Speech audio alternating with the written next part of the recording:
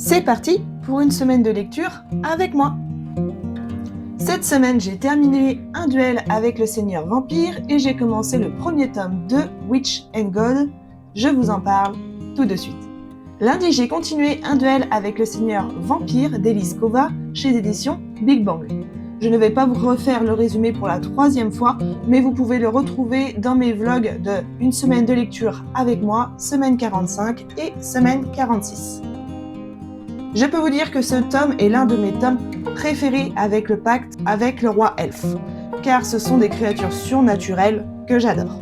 Dans celui-ci, qui est le 3e tome de la saga Married to Magic, il y a un enchaînement de scènes, ce qui rend la lecture addictive.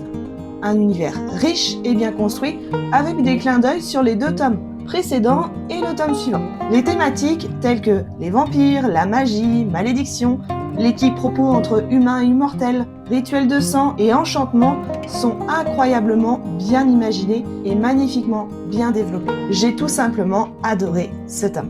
Pour un avis plus détaillé, tu trouveras ma chronique disponible depuis le vendredi 21 novembre sur mon compte Instagram et mon avis lecture disponible depuis le dimanche 23 novembre sur mon compte TikTok.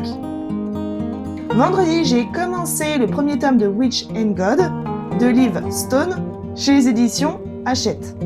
Ella est une jeune sorcière sans pouvoir qui mène une vie tranquille jusqu'à ce que des sorcières et des dieux décident de sceller une paix par un mariage arrangé. Sa sœur, Meroé, est choisie pour épouser Deimos, redoutable dieu de la terreur, ce qui choque profondément la famille. Mais Deimos refuse cette union et surprend tout le monde en désignant Ella comme sa véritable fiancée, à savoir que Ella est une sorcière sans pouvoir. Cette révélation bouleverse l'équilibre fragile entre les 2 mondes.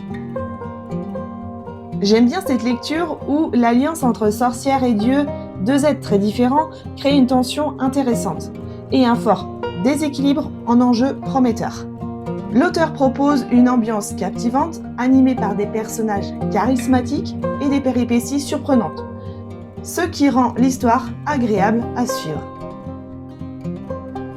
Voici mes lectures de la semaine. Et à présent, je te donne rendez-vous comme chaque semaine le lundi pour la suite de mes lectures. N'hésite pas à t'abonner pour ne rien manquer. À bientôt!